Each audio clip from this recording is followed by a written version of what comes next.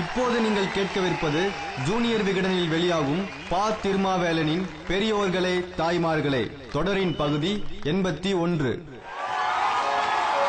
பெரியோர்களே தாய்மார்களே. பெங்களூர் சாம்ராஜ் நகரில் 2 வீடுகள்.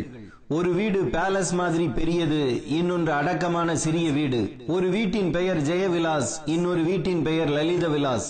ஜெயவிலாசில் இருந்த ஜெயமும் லலித விலாசில் இருந்த லலிதமும் பிரித்து சேர்க்கப்பட்ட பெயர்தான் ஜெயலலிதா.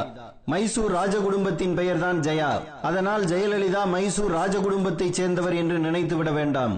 ஜெயலலிதாவின் தாத்தா, அதாவது அப்பாவின் அப்பா, மைசூர் ராஜகுடும்பத்தில் மருத்துவர். அதனால் அவருக்கும் இந்த ஜெயா என்ற பெயரை பயன்படுத்திக் கொள்ள மன்னர் அனுமதி தந்திருந்தார்.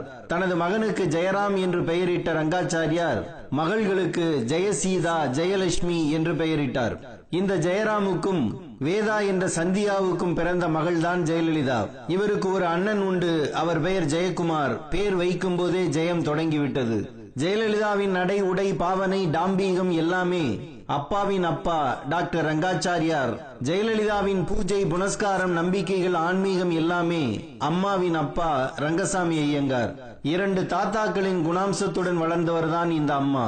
பேலஸ் மாதிரி வீடு, வீடு முழுக்க வேலைக்காரர்கள், எல்லாவற்றிலும் ஒரு பெர்ஃபெக்ஷன், ஹானஸ்ட், அப்ரைட் மேன் என்று டாக்டர் ரங்காச்சாரி பற்றி சொன்ன ஜெயலலிதா அவர் பழைய காலத்து அரிஸ்டோராட்டிக் பெர்ஃபெக்ஷனிஸ்ட், அவர்கிட்ட இருந்தே குணங்களை பெற்றுள்ளேன் என்றும் சொன்னார்.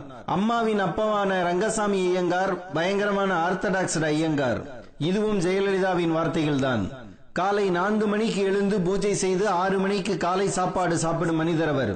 தான் மட்டுமல்ல, எல்லோரையும் எழுப்பி அதேபோல் நடந்து கொள்ள வேண்டும் என்று எதிர்பார்ப்பவர் அவர். வாழைப்பழத்தை ஒவ்வொரு கவளமாக பிட்டு சாப்பிட வேண்டும், மக்காச்சோளத்தை கடித்து சாப்பிடக்கூடாது, ஒவ்வொரு விதையாக எடுத்து சாப்பிட வேண்டும் என்றெல்லாம் ரூல்ஸ் போடும் தாத்தா அவர். தனக்கு ஒரு வெள்ளித்தட்டு வைத்திருந்த அந்த தாத்தா தனது பேத்திக்கும் ஒரு வெள்ளித்தட்டு வாங்கி கொடுத்து தன்னோடு சாப்பிட வைத்துள்ளார். எனக்கு அவர் கூட உட்கார்ந்து சாப்பிடுறதுனாலே பயம் என்று ஜெயலலிதா சொல்லி இருக்கிறார். இந்த ஆர்த்தடாக்ஸான குடும்பத்தில் இருந்து முதல் உடைப்பை ஏற்படுத்துகிறார் ஜெயலலிதாவின் சித்தி வித்யாவதி, அம்மா சந்தியாவின் முதல் தங்கை. அப்பாவின் கட்டுப்பாட்டை மீறி விமான பணிப்பெண்ணாக மாறுகிறார் வித்யாவதி. சந்தியா மற்றும் ஜெயலலிதாவின் வாழ்க்கை போக்கு மாற 2வது காரணம் இதுதான். முதல் காரணம் எது? டாக்டர் ரங்காச்சாரியார் மறைவுக்கு பிறகு சொத்துக்கள், பொறுப்புகள் அனைத்தும் ஜெயராமுக்கு, அதாவது ஜெயலலிதாவின் அப்பாவுக்கு வருகின்றன. அதுவரை பேலஸ் வீட்டு பையனாக இருந்த ஜெயராம் பொறுப்புகளை கவனிக்கும் பிள்ளையாக வளரவில்லை அல்லது வளர்க்கப்படவில்லை. நிறைய செலவு செய்பவராக தனது தந்தை இருந்ததாகவும், அவர் படித்திருந்தார் என்றாலும் வேலைக்கு போகவில்லை என்றும், எப்போதும் டென்னிஸ் விளையாட்டிலேயே ஆர்வமாக இருந்தார் என்றும், நண்பர்களுடன் பொழுதை கழிப்பதில் காலம் கழித்தார் என்றும் ஜெயலலிதாவை எழுதியிருக்கிறார். ஹாப்பி கோ லக்கி லைஃப் என்று தனது அப்பாவின் வாழ்க்கையை ஒரு வரியில் சொன்னார் ஜெயலலிதா. பணம் கரைந்தது, சொத்துக்கள் மறைந்தன, மிச்சம் இருந்தது ஜெயவிலாஸ், லலித விலாஸ் வீடுகள் மட்டுமே. அந்த வீடுகளுக்காகவும் குடும்பத்துக்குள் குழப்பம்.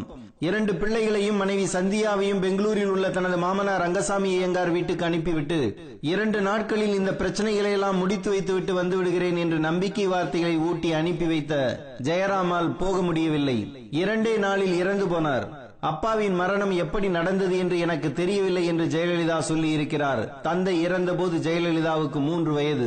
டாக்டர் ரங்காச்சாரியார் சேர்த்து வைத்திருந்த சில புத்தகங்கள், வேட்டையாடிய மிருகங்களின் தலைகள், தோள்கள், சில வெள்ளி சாமான்கள், இவற்றோடு வெளியேறிய சந்தியா தனக்கு தெரிந்த தட்டச்சு, சுருக்கெழுத்து பயிற்சிகளின் மூலமாக வருமான வரித்துறையின் செக்ரட்டரியாக வேலைக்கு சேருகிறார். வேதாவை பார்த்த கம்பராஜ் அரசு தான் எடுத்த கற்கோட்டை என்ற படத்தில் நடிக்க அழைத்தார். குடும்ப சூழ்நிலையால் சந்தியா சம்மதித்தார். அதுவரை அவரது பெயர் வேதா, சினிமாவுக்காக மாற்றியதுதான் சந்தியா. ஜெயலலிதா இன்று வாழும் போயஸ் கார்டன் வீட்டுக்கு வேதா இல்லம் என்றே பெயர். விமான பணிப்பெண்ணாக போன வித்யாவதிக்கு வி நாகையாவுடன் என் வீடு என்ற படத்தில் நடிக்க வாய்ப்பு கிடைத்தது. சென்னையில் இருந்த வித்யாவதி பெங்களூரில் இருந்த சந்தியாவை அழைக்கிறார்.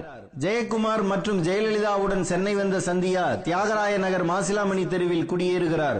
பிள்ளைகளை ஹோலி ஏஞ்சல்ஸ் பள்ளியில் சேர்க்கிறார். அதன் பிறகுதான் ஜெயலலிதா சர்ச் பார்க்கில் படித்து ஸ்டெல்லா மேரிஸ் கல்லூரியில் PUC சேருகிறார். படிப்பை தொடரவில்லை, சினிமாவை தொட்டுவிட்டார்.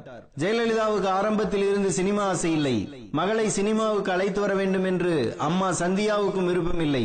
தனது மேக்கப் பாக்ஸை திறந்து ஒரு தடவை ஜெயலலிதா தன்னை அலங்காரம் செய்து கொண்டதை பார்த்து சந்தியா அவரை ஒருமுறை அடித்து விட்டார். ஆனால் ஆங்கில நாடகங்களில் மகள் நடிப்பதை சந்தியா அனுமதித்தார். சந்தியா குடும்பத்துக்கு அறிமுகமான ஒய்ஜி பார்த்தசாரதி எடுத்த the whole truth, the teahouse of the August moon ஆகிய நாடகங்களில் பள்ளி பருவத்திலேயே ஜெயலலிதா நடித்துள்ளார். அப்போது அறிமுகமானவர்தான் சோ. வி கிரியின் மகன் சங்கர்கிரி எடுத்த எபிசில் என்ற படத்தில் ஜெயலலிதா நடித்தார். அதன் பிறகுதான் மெட்ரிகுலேஷன் தேர்வு எழுதினார். அதில் சிறப்பான மதிப்பெண் எடுத்ததால் மேற்படிப்புக்கான கல்வி உதவித்தொகை கிடைத்தது. இதே காலகட்டத்தில் சந்தியாவுக்கான பட வாய்ப்புகள் குறைந்து சிரமமான சூழ்நிலை ஏற்பட்டது. தனது சம்பாத்தியத்தை வைத்து தனது தங்கையின் திருமணத்தை நடத்தி வைத்தார் சந்தியா. கையில் பணம் இல்லை. ஜெயலலிதாவை தனது வெண்ணிற ஆடை படத்தில் நடிக்க அழைத்தார் இயக்குனர் ஸ்ரீதர். மேக்கப் பாக்ஸை தொட்டதற்காக மகளை அடித்த அம்மா நிரந்தரமாக அரிதாரம் பூசிக்கொள்ள தூண்டினார். எவ்வளவு திறமையான மாணவி நீ, PhD பண்ணுவ, ஸ்கூலுக்கு பெருமை சேர்ப்பே என்று நினைத்தோமே என்றும், நீ நடிகையானதில் விருப்பமே இல்லை என்றும் சர்ச்பார்க் ஆசிரியைகள் பிற்காலத்தில் தன்னை கேட்டதாக ஜெயலலிதா எழுதியிருக்கிறார். அதற்கு அவரே காரணமும் சொன்னார். அம்மா சம்பாதித்ததையெல்லாம் சேர்த்து வைத்திருந்தால் நான் சினிமாவுக்கே வந்திருக்க வேண்டாம். என்னை நல்லா படிக்க வைத்து சாதாரணமாக இருக்கின்ற நல்ல குடும்பத்து பெண் மாதிரி 18-19 வயசிலே நல்ல இடத்தில் கல்யாணம் பண்ணி கொடுத்து பை நவ் நான் 4 குழந்தைகளுக்கு தாயாகி இருப்பேன் ஹாப்பியாக. இத்தனை அப் அண்ட் டவுன்ஸ் லைஃப்ல இருந்திருக்காது. வாழ்க்கை ரொம்ப பிளாஸ்டிக்காக ஸ்மூத்தாக வேற போயிருக்கும் என்று எழுதினார் ஜெயலலிதா. குமுதம் இதழில் 1972 காலகட்டத்தில் மனந்திறந்து சொல்கிறேன் என்ற தலைப்பில் தனது வாழ்க்கை வரலாற்றை எழுத ஆரம்பித்தார் ஜெயலலிதா. 23 வாரங்கள் அவர் சொல்ல பத்திரிகையாளர் எஸ் ரஜத் எழுதினார். 24வது வாரமே அவர் எழுதுவதை நிறுத்திவிட்டார். நிறுத்த அவர் நிர்பந்திக்கப்பட்டார். நான் ரொம்ப யோகியமானவள், நான் ரொம்ப நல்லவள், யாருக்கும் எந்த தீங்கும் செய்யல, ரொம்ப புண்ணியவதின்னு எல்லாம் சொல்லிக்க மாட்டேன், நான் நானாக இருக்கிறேன் அவ்வளவுதான் என்றுதான் முதல் அத்தியாயத்தை தொடங்கினார் ஜெயலலிதா. அப்பாவை பற்றி, தனது சித்திகளை பற்றி, தனது குடும்ப சூழ்நிலைகளை பற்றி பச்சையாகவே எழுதினார். ஆரம்பகால சினிமா சம்பவங்கள் பற்றி அவர் எழுதியதை பலரும் மறுத்தார்கள். தன்னை பற்றி இதில் எழுதிவிட வேண்டாம் என்று பலரும் கேட்டுக்கொண்டதாக ஜெயலலிதா சொல்கிறார். இந்த தொடரை நிறுத்துவதிலே மகிழ்ச்சியே கிடையாது. எல்லோருமே வாழ்க்கையில் தவறுகள் பண்றோம்.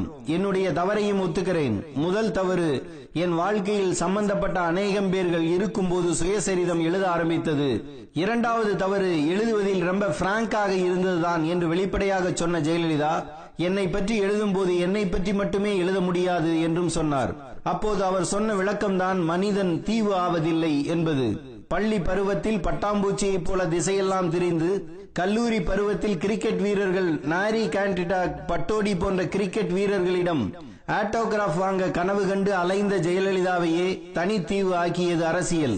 அவரது கனவுகளை சிதைத்து கற்பனைகளை வறட்சியாக்கி அதிகார போதைக்கு ஆட்படுத்தியதும் அரசியல். அரசியலுக்கு வந்து மாறி போனவர்கள் வரலாறு உண்டு. திருந்தியவர் வரலாறு தெரிந்தால் சொல்லுங்கள்.